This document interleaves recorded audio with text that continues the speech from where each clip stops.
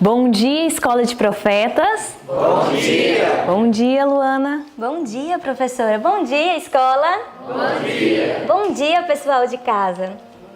Um bom dia para você também aí que tem nos acompanhado, tem estudado a palavra do Senhor junto com a gente. Que o Senhor Jesus Cristo te abençoe. E hoje nós temos uma aluna nova aqui, uma nova missionária, e ela vai apresentar para vocês. Bom, eu me chamo Luana Jamile e sou lá do interiorzinho de Petrolina. Amém. Mais uma missionária para o reino do Senhor e levar a mensagem para tantas pessoas que necessitam, né? E você também pode ser um missionário, compartilhando também esse vídeo.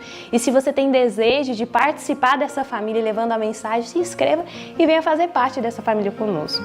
E agora nós vamos fazer o quê? Vamos fazer uma oração. Isso mesmo, nós convidamos você a fazer parte dessa oração com a gente. Senhor Deus, amado Pai, quão bom e maravilhoso é estarmos aqui reunidos, Senhor, para adorar o Teu nome. Que o Senhor esteja conosco nesse dia, venha estar derramando o Teu Santo Espírito sobre cada pessoa aqui, sobre o pessoal de casa, Senhor. Venha estar conosco e que o Senhor possa estar enchendo cada uma dessas pessoas, Senhor, para que elas possam sentir o desejo de Te buscar e de Te servir. Que elas possam sentir o desejo, Senhor, de vir para cá para estudar mais sobre a Tua Palavra e levar outras pessoas a mensagem. É isso que te pedimos, em nome de Jesus. Amém. E Luana, nós servimos a um Deus que Ele é tudo. Ele é o nosso Pai, Ele é o nosso irmão, mas também Ele é um amigo.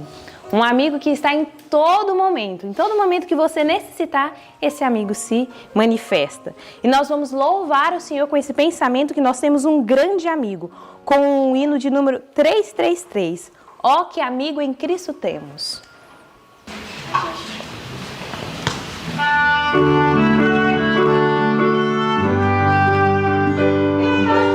Amém, que bom é louvar o Senhor, né? Sempre nos enche o coração. O louvor tem esse poder de encher o nosso coração.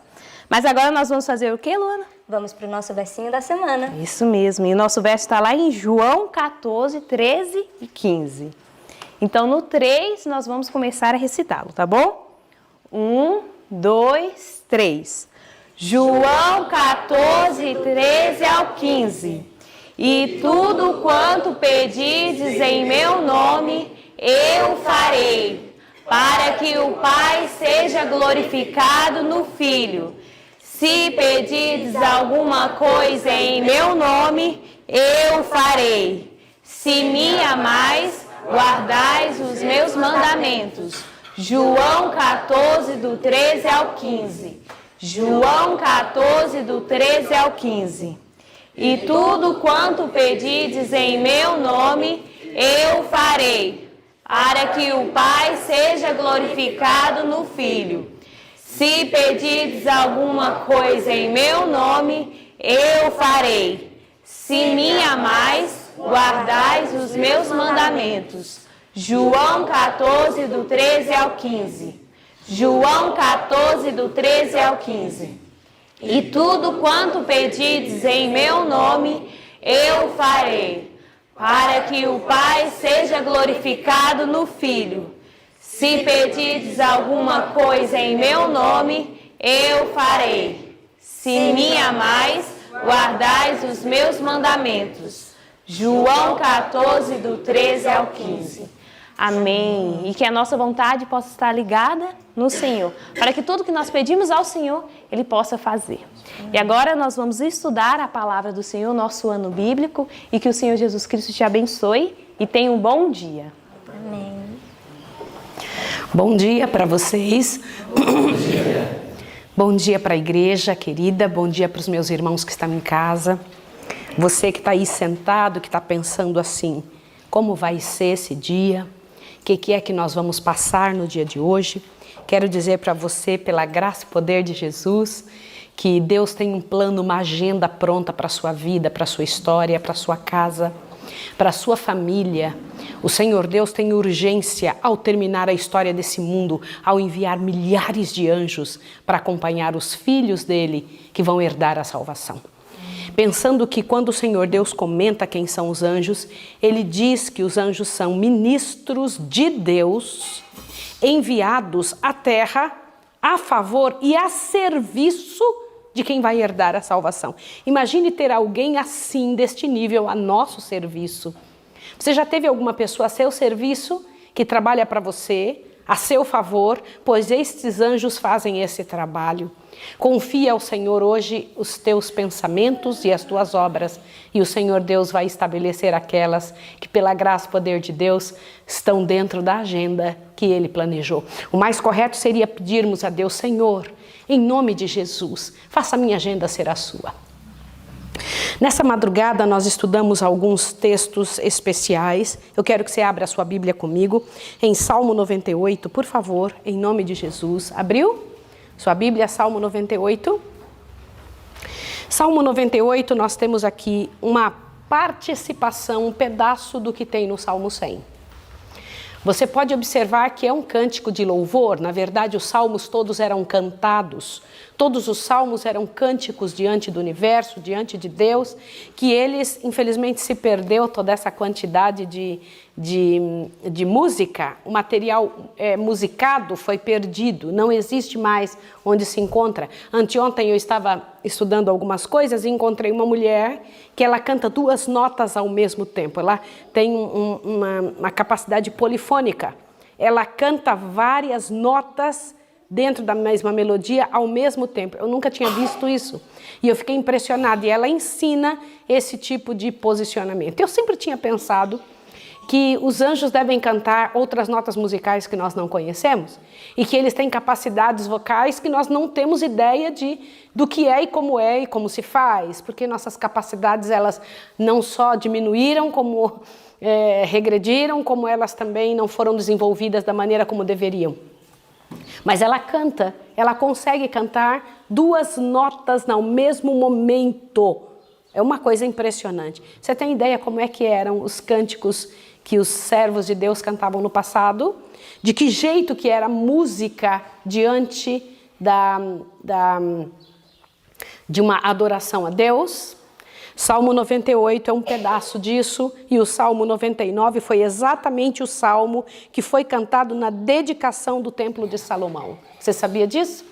O salmo que foi cantado na dedicação do templo foi esse daqui. Começa no Salmo 98, passa o Salmo 99 todinho, e quando chega no Salmo 100, eu gostaria que inclusive a escola viesse aqui e pudesse então declamar esse salmo inteiro. Quando eles terminaram de fazer toda a dedicação do templo, este foi o salmo que o Senhor Deus trouxe diante do universo para a dedicação do seu templo. Lembrando que não foram seres humanos que escolheram simplesmente, não foram. Foi o Senhor Deus que o colocou no coração, na agenda dele, e então aquele salmo foi declamado. Como é que eu sei disso?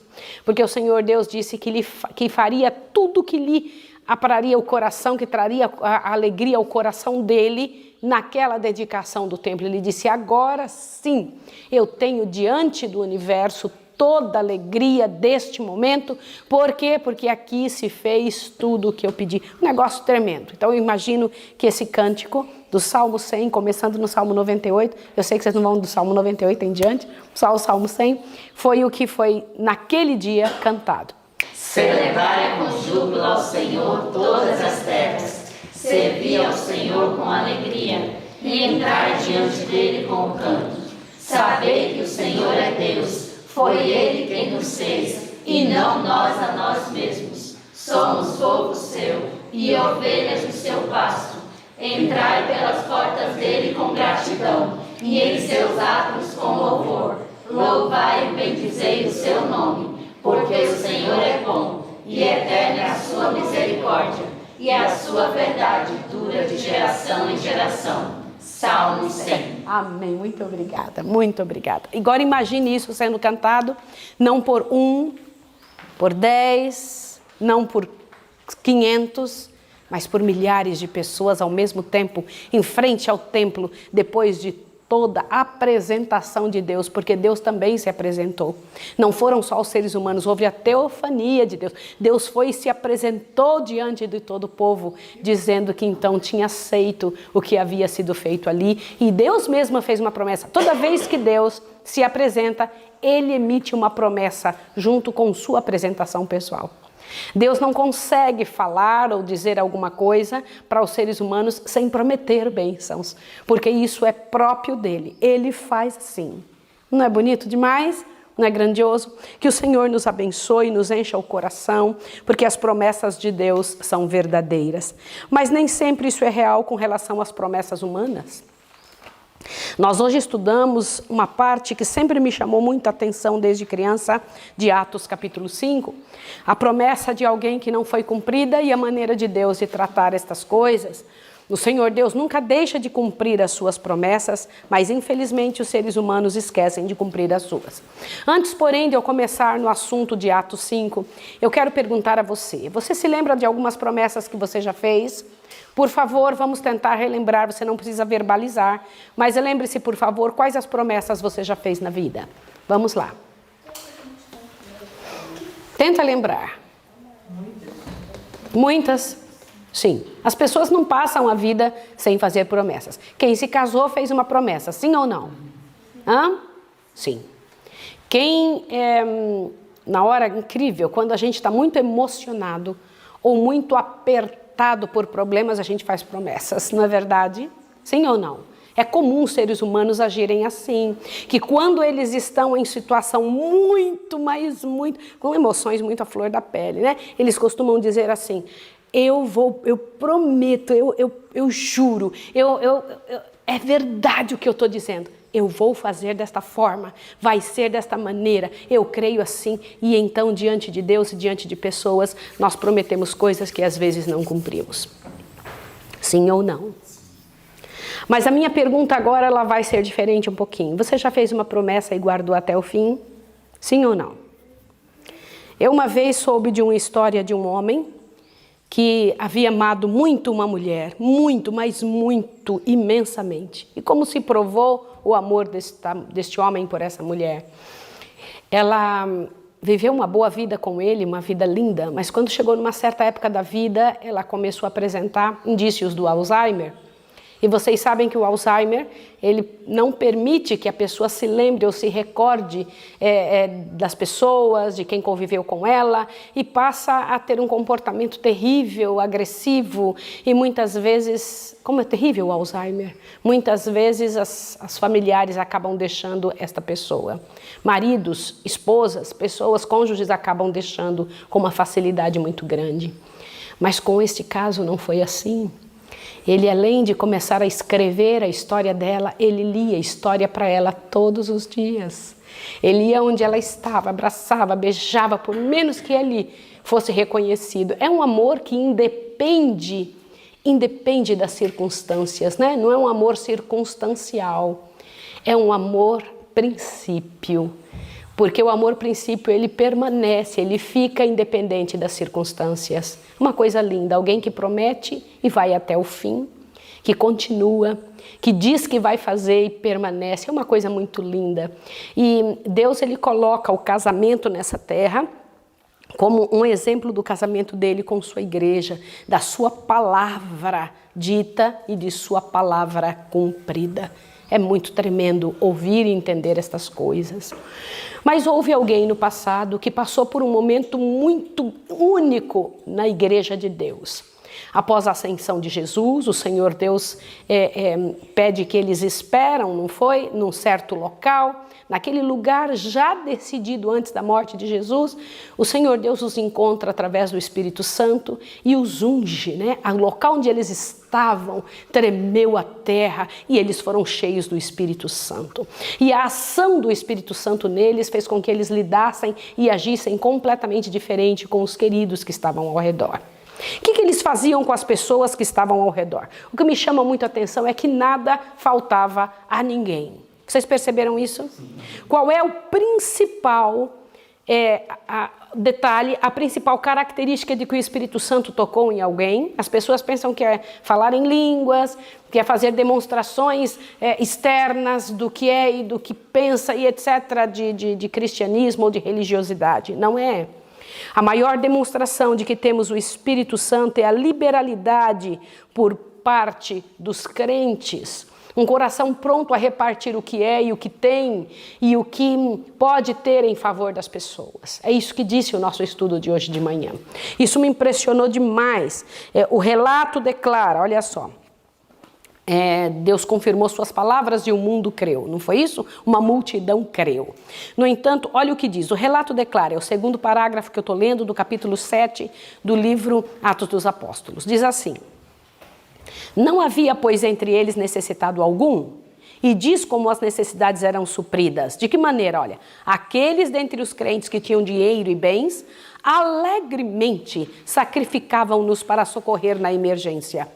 Vendendo suas casas ou suas terras, eles levavam o dinheiro e depositavam aos pés dos apóstolos, e repartia-se por cada um segundo a necessidade que tinha. Por que se fazia isso? Por que a pessoa movida pelo Espírito Santo tinha esse tipo de comportamento emocional, esse comportamento social? Porque eles paravam para pensar que aquelas pessoas não eram mais amigos ou conhecidos, eram família. O Espírito Santo dá esse tipo de sentimento, o sentimento de que a outra pessoa não é um conhecido. A outra pessoa que entendeu a verdade do Evangelho, que conheceu igual você, que está dentro da ação do Evangelho, não é um conhecido, é alguém da sua família. É como filho nascido do seu ventre, nascido de você. Por isso que a pessoa não sente nenhuma dor ou incômodo de repartir com essa pessoa o que tem. Pelo contrário, diz que davam com alegria. Eu queria que você fizesse uma análise agora. Se você sente, primeiro, se você sente que as pessoas que convivem com você são sua família. Segundo, se você tem liberalidade suficiente para ofertar e não deixar faltar nada para ninguém. Essa liberalidade da parte dos crentes foi resultado do derramamento do Espírito Santo, né? Era o coração e a alma. O que é isso? Era o coração e a alma. Todos pensavam igual. Irmãos, eu vou insistir de novo, porque eu já falei durante esse ano várias vezes sobre isso. Quando o Espírito Santo é derramado sobre um grupo, não existe no grupo alguém que pense diferente. No céu não vai existir um que vai pensar diferente. Ouça o que eu estou lhe dizendo. No céu não vai ter um que vai dizer assim, tudo bem, eu entendo vocês, mas eu penso dessa forma. Você acha que vai ter? Pensa, raciocina. No céu é um lugar comum entre todos, onde tudo que existe lá vem da única fonte que é o céu. Imagine alguém dizendo assim, isso aqui eu não gosto. Dá licença, mas entenda a minha individualidade, eu não quero isso. Consegue imaginar? Consegue imaginar alguma pessoa que pense diferente da outra? Desculpa, você tem seu pensamento, eu tenho o meu. Essas conversas, essas ações, essas atitudes são resultados de um mundo em pecado e decadência como o nosso. Quando o Espírito de Deus desce sobre um grupo, eles então pensam todos iguais. Eu sei que pode parecer muito difícil para você entender, caia de joelhos, peça ao Senhor e peça que em nome de Deus, Deus lhe converta para essa ação do Espírito de Deus. Para quem trabalha com a mente humana, como é o meu caso, fica um pouco difícil de entender isso, porque a gente trabalha com tantos seres humanos, mas eu creio e volto a dizer a você, que não existe como você estar envolvido numa comunidade onde tem alguns que dizem, eu não quero e acabou, dá licença que eu vou fazer de outra maneira. Por isso que o ponto central é aquele, e é ali que a gente busca orientação, é lá como é o que o Senhor quer que vivamos. Não é como eu quero, ou como fulano deseja, mas como o Senhor deseja que vivamos. Como o Senhor deseja que sintamos, como o Senhor deseja que pensemos, como o Senhor quer que observemos e tomemos decisões aqui. Isso é muito sério. Olha o que mais diz aqui, presta atenção. Um comum interesse os guiava. O êxito da missão a eles confiada, no êxito, né, da missão a eles confiada, a avareza não tinha lugar em sua vida. Aleluia! Fiquem felizes, meus irmãos, isso é grande. Ainda diz, seu amor aos irmãos e à causa que haviam abraçado era maior que o amor ao dinheiro e às posses. Suas obras testificavam que ele tinha a salvação dos homens em maior apreço do que as riquezas terrestres. Sim ou não? Era muito maior. Eles entendiam que não era ali. Assim como, olha que coisa interessante. Quem entendeu que Deus fez uma casa no céu, não entende que aqui tem um endereço seu na terra. Seu endereço está no céu. Aqui na terra é seu acampamento. Aqui na terra você está só de passagem. Você mora ali porque é o álibi de Deus. Deus te colocou ali para ação em favor das pessoas ao seu redor que não têm o que você recebeu. A sua casa mesmo não é aqui. A única casa que Deus disse que era sua é aquela que Ele foi construir. Vou preparar-vos lugar. Na casa de meu pai há muitas moradas. E se você começa a pensar desse jeito, a sua casa acaba sendo casa de outras pessoas. Você não tem problema em recebê-las, porque ela é um acampamento onde você está por enquanto. Porque daqui uns dias você vai para a sua casa de verdade. Meus irmãos, e o Senhor Deus diz que quando o Espírito Santo cair sobre sua igreja, seremos assim como eram eles no princípio. Vocês sabiam que isso vai acontecer de novo antes do céu descer sobre a terra? Antes de sermos levados e transladados para o lar de eterna felicidade, teremos que viver assim? É isso que está sendo dito no capítulo de hoje. Que quando o Espírito Santo descer sobre o povo de Deus, eles viverão desta forma. Tudo que tem era tudo em comum. Você está pronto para isso? Ou ainda guarda alguma coisa, diz assim, ó, com licença, eu tenho minha individualidade. Eu não estou falando só da individualidade do seu coração, cada um guarda a sua. Você é um ser humano diferente de outra pessoa, na sua individualidade, não nas coisas que possui, não na opinião sobre a vida, sobre as coisas que Deus colocou como regra. Nós não temos direito de ter opinião sobre aquilo que Deus já deu a dele. Consegue entender o que eu estou dizendo a você? Ele não pede a participação humana quando ele diz, porque ele já sabe, ele compreende. É como Rebeca quando pergunta para mim assim, mas mamãe, mas por que tal coisa? E você como adulto, você sabe por que é que não pode. Você tenta explicar o que ainda a cabeça da criança não entende e ela fica te olhando assim, dizendo, mas minha filha, isso ainda não, isso não dá ainda, você não tem condição. E Ananias e Safira tinham participado do melhor momento de todos, inclusive recebido as bênçãos da divisão de tudo que possuíam os outros. E eles tinham feito um voto como os outros tinham feito voto. Vou doar tudo que eu possuo, vou entregar tudo que eu possuo. Mas com o passar dos dias, eles mudaram de ideia. Já te aconteceu de você fazer um voto e com o passar dos dias dizer não vale tanto a pena? Não vou continuar com isso. Eu estou achando que eu fui precipitado em fazer esse voto. Sinto muito. Fez o voto, acabou. É assim nos negócios humanos? Sim ou não? Quando você faz um negócio humano e você deu a sua palavra, se você volta atrás, existe multa, você fica mal visto. Sim ou não? Não pode voltar atrás. Aqui, inclusive, no texto é dito, se nos negócios humanos voltar atrás depois que você deu a sua palavra é um erro tão grande, o que dirá diante de Deus? Não é isso que diz o texto? Pois é assim. Fez um voto, eles tinham feito um voto que então entregariam tudo. Mas, de repente, eles venderam as suas propriedades, as coisas que possuíam, e combinaram entre si, marido e mulher, de que não entregariam tudo. Que guardariam um pouco caso faltasse. Eu imagino que eles devem ter tido, inclusive, uma razão específica para agir dessa forma. Se faltar, a gente tem esse aqui. Eu imagino, nossa mente nos engana tanto, né? Quando a gente quer errar, a gente fica encontrando um motivo plausível e bom para fazer o erro. Não, eu vou fazer porque vou fazer tal coisa, eu vou mudar de ideia porque tal coisa.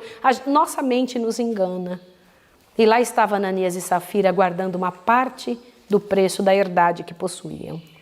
Na hora de entregar, vejam que interessante, isso que me chamou a atenção. Na hora de ir lá levar diante dos discípulos, né? Ele chega e trouxe. Nossa, que coisa terrível. E o apóstolo fez uma pergunta para ele. Eu, quando ouço isso que aconteceu, eu fico pensando como deve ter sido duro para Ananias ouvir isso daqui. Chegou e falou com clareza, Ananias, por que encheu Satanás o teu coração? Eu estou lendo o parágrafo e começa, mas Deus aborrece a hipocrisia e a falsidade. Acharam esse? Tá, agora veja. No meio do parágrafo tem, quando Ananias chegou com sua oferta, Pedro disse, Ananias, Por que encheu Satanás o teu coração para que mentisse ao Espírito Santo e retivesses parte do preço da herdade? Guardando-a, não ficaria para ti? E vendida não estava em teu poder? Por que formaste esse desígnio em teu coração? Não mentiste aos homens, mas a quem? Cuidado com o que a gente fala. Cuidado com o que falamos. Quando falamos, estamos dando diante do universo uma promessa. E vocês viram que Ananias nem pôde falar nada? Não pôde dizer uma palavra. E Ananias, ouvindo essas palavras, caiu e expirou. A mulher não estava junto.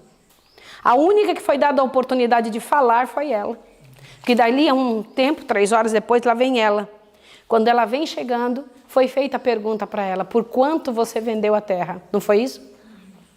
Eu fico pensando que se você fosse Pedro e os discípulos, você teria coragem de fazer a pergunta sobre quanto você vendeu a terra que você está trazendo dinheiro. Você teria coragem de fazer isso? Não te parece indelicado fazer isso? Você está recebendo uma doação e ainda perguntando por quanto você vendeu. Não te parece indelicado? Existem algumas coisas que o Espírito de Deus nos pede para fazer que as pessoas não compreendem. Mas foi perguntado a Safira por quanto. E ela, como já tinha feito a combinação com o marido, comentou o que é que ela tinha tanto.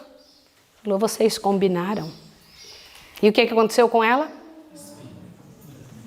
E ainda foi dito, ela ainda teve o momento de saber: teu marido acabou de morrer, ó, ele está aqui caído no... Veja só onde é que ele está enterrado. Olha que coisa horrível.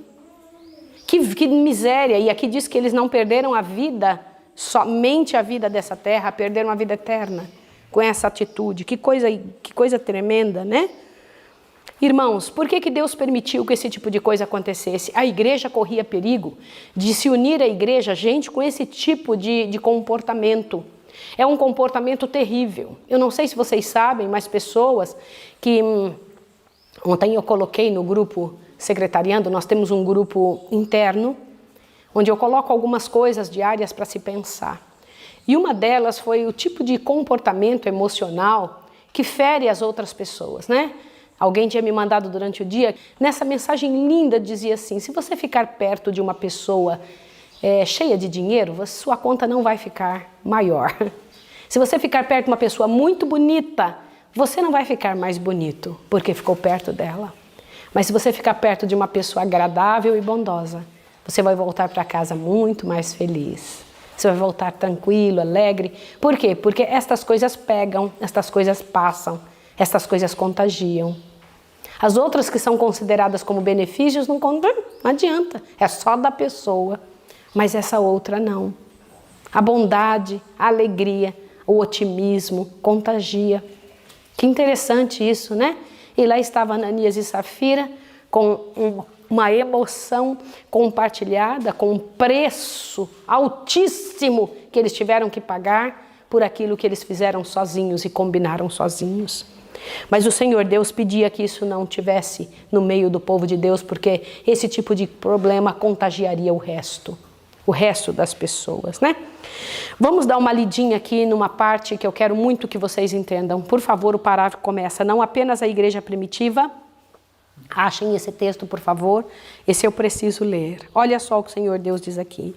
Não apenas para a igreja primitiva, mas para todas as gerações futuras, este exemplo de como Deus aborrece a cobiça, a fraude, a hipocrisia, foi dado como um sinal de perigo.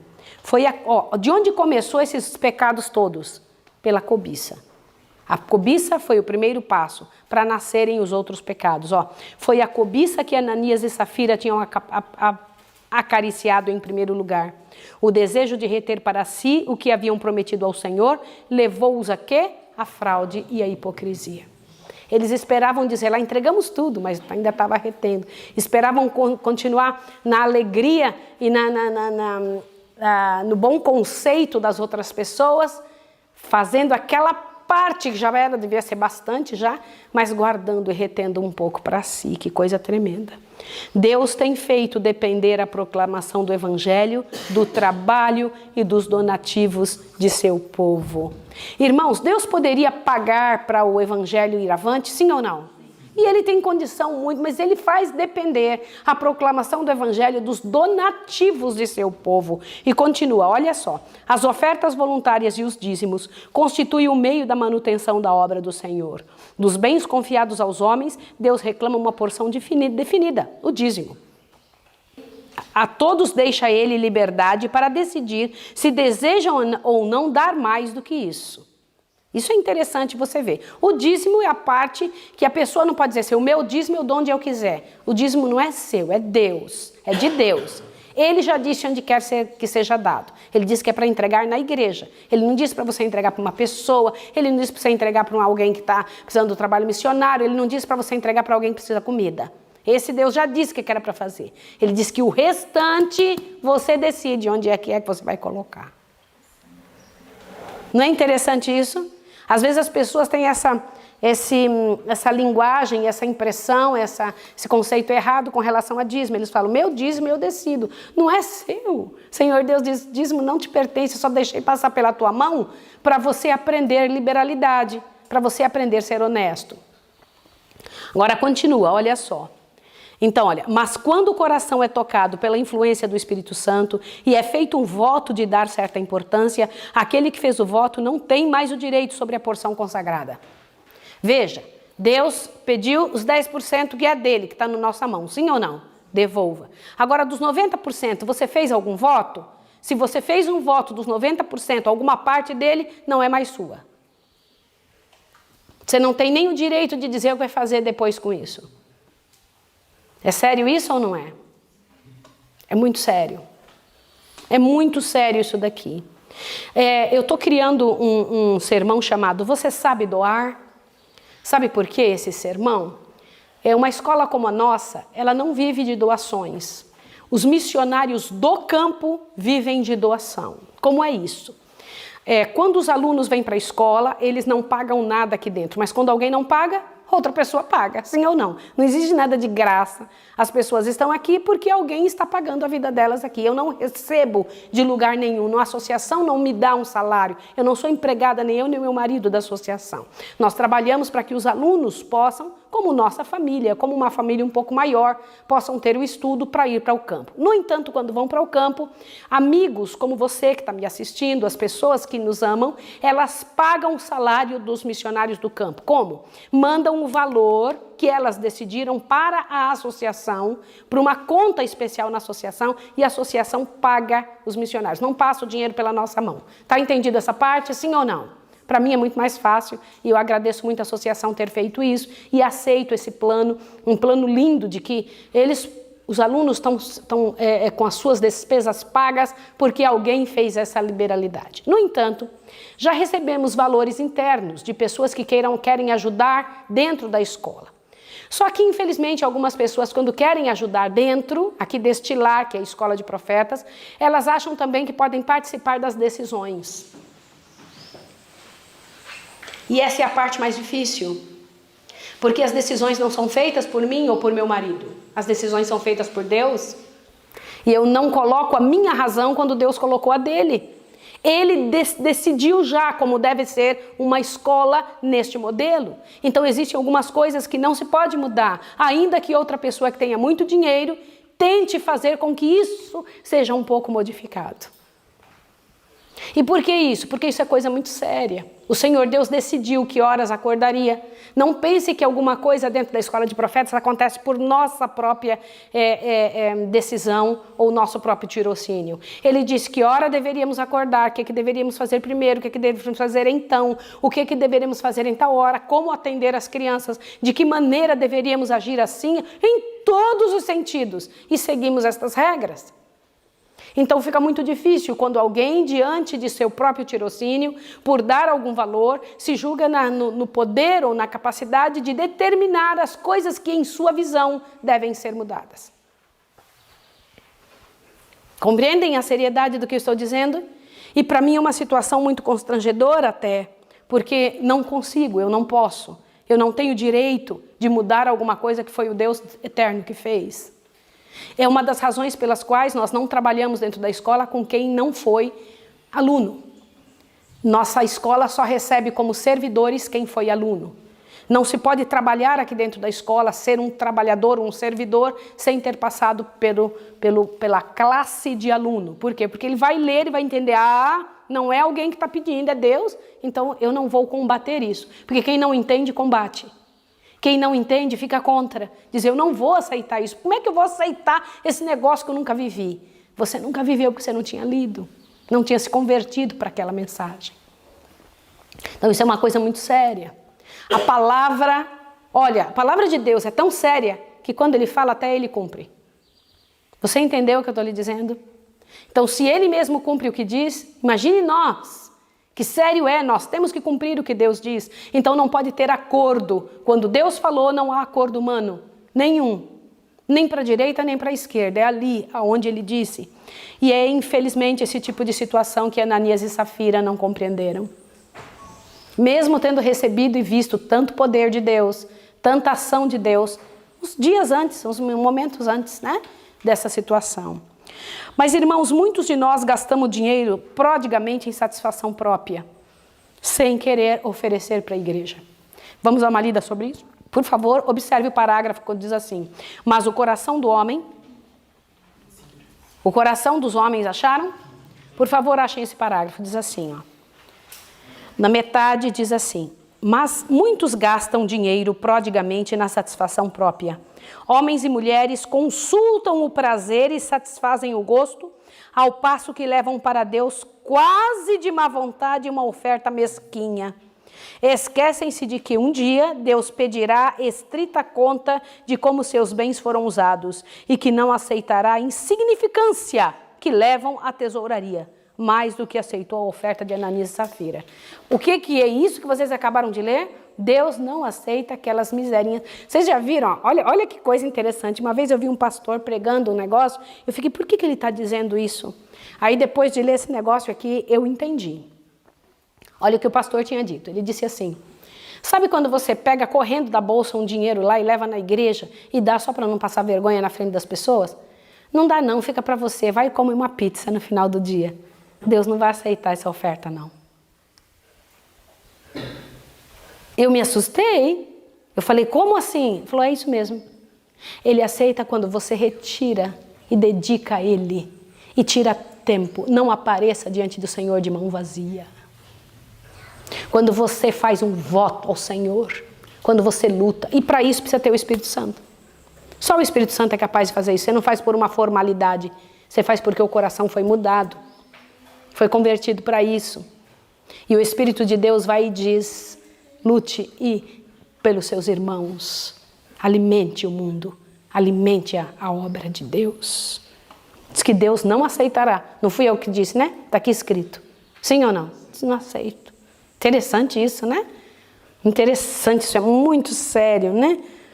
Aí Deus abomina lábios mentirosos, né? Deus considera uma mentira e hipocrisia. Quando então falamos uma coisa, não só falamos uma coisa e fazemos outra, mas quando prometemos e não cumprimos. Terrível, diante de Deus, muito terrível. Vamos dar uma lida no último texto que eu gostaria. O Senhor Deus diz que na cidade santa não entrará ninguém que pratique a mentira. E continua dizendo, quem profere inverdades, achem por favor esse texto. Acharam? Está no parágrafo, começa, do severo castigo infligido àquelas pessoas, Deus quer que aprendamos também quão profunda é sua aversão e desprezo para toda hipocrisia e engano. Acharam isso? Tá, agora no meio deste parágrafo, quase no final, vocês encontram quem profere mentiras, acharam? Quem profere inverdades, vende sua alma por baixo preço. Isso aqui me impressionou demais. Suas falsidades podem parecer servir em emergências. Pode parecer assim que faz negócios vantajosos que não poderia conseguir pelo reto proceder. Mas finalmente chega ao ponto em que não pode confiar em ninguém. Por que não pode? Sendo ele mesmo falsificador, não tem confiança na palavra dos outros. Sabe aquela pessoa que vive desconfiando do planeta Terra? Fulano está fazendo isso por causa disso. Ali está não sei o quê. É tão terrível viver com uma pessoa assim, sim ou não? Como é ruim, gente. Como é terrível. Como é terrível. Nunca acham um motivo bom para a atitude das pessoas. É porque lá na sua vida pessoal, age assim consigo mesmo. Uma vida de falsidade cria esse tipo de convivência coletiva, né? Uma situação ruim. No caso de Ananias e Safira, o pecado da fraude contra Deus foi rapidamente punido. O mesmo pecado foi muitas vezes repetido na história posterior da igreja e é cometido por muitos em nosso tempo. Mas embora possa não manifestar-se visivelmente o desagrado de Deus, não é menos desprezível à sua vista agora do que foi no tempo dos apóstolos. A advertência foi dada. Deus tem claramente mostrado sua desaprovação a este pecado. E todos os que se dão à hipocrisia e à cobiça podem estar certos de que estão destruindo a própria vida. Eu imploro ao Senhor que o Senhor Deus retire de nós esse comportamento. Que o Senhor Deus nos ajude na misericórdia e na bênção do Senhor a não ter esse comportamento, a não permanecer dessa forma e que o Senhor Deus faça uma lavagem em nosso coração agora. Na nossa ação. Primeiro, em qual deles? Entendendo que as pessoas que convivem conosco são da nossa família. Nós precisamos ter esse sentimento, o sentimento que houve também em Cristo Jesus. Este sentimento que tornou tão pronto o coração dos discípulos a doarem-se e a doar o que possuíam. Não só a doar a sua vida, mas doar o que possuíam. E sentir que os irmãos são família. Quem realmente é teu irmão e tua irmã? Responda. O Senhor Jesus já deu essa resposta para nós quando Ele citou sua própria situação. Quem são os meus irmãos? Os que seguem a vontade do meu Deus. E então, entre nós não deveria haver uma só pessoa com necessidade. Existem religiões erradas que fazem isso. Entre eles não falta nada. Sim ou não? Entre eles lutam pelos seus. Nós deveríamos fazer a mesma coisa. Se fôssemos convertidos. Para isso precisamos pedir que o Espírito Santo desça sobre nós, que lave a nossa boca e o nosso coração. Para que sentimentos ruins assim que levaram à morte de Ananias e Safira não firam a igreja e destrua essa possibilidade de um amor e de uma vida coletiva à altura do que Deus pediu. Vamos ajoelhar e agradecer ao Senhor.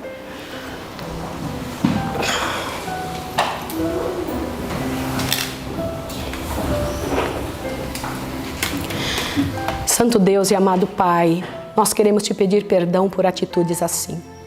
Muitas vezes nós já chegamos a agir desta forma, é verdade, Senhor? E nós não queremos continuar desta forma. Queremos te pedir a tua bênção, o teu poder sobre a nossa vida, tua ação pessoal sobre o nosso coração e que teu poder, Senhor Deus, ao entrar em nossa história, nossa vida, nosso coração, possamos levar para as outras pessoas essa frescura, essa alegria, essa coisa bondosa e leve que é permanecer ao teu lado, vivendo com as outras pessoas como família de verdade. Te peço, Senhor, que tenhamos o mesmo Espírito que está sobre os anjos, que estão a serviço dos que vão herdar a vida eterna.